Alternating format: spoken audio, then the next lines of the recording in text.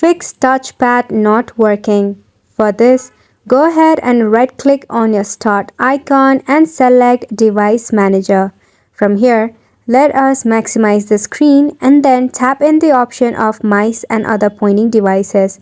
Select the HID compliant mouse and then tap on Update Driver and search automatically for drivers. Now if it says it is already the best driver, tap on Search for updated drivers on Windows Update. Now, if you find any download and installation option, go ahead and do that. Now on to the next step. What you will do is, there you will find Human Interface Device, tap on it and then tap on HID Compliant Touchpad. Then from here, go ahead and tap on Driver option.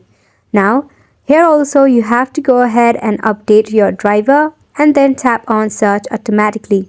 You can search for Windows Update as well.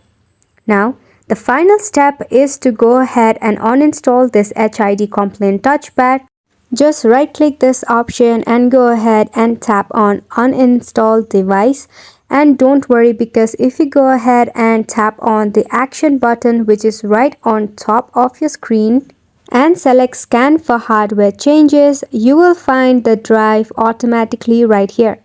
Now the last step is to go ahead and restart your PC and your touchpad will be up and running. Hopefully you will give it a try, and thank you so much for watching.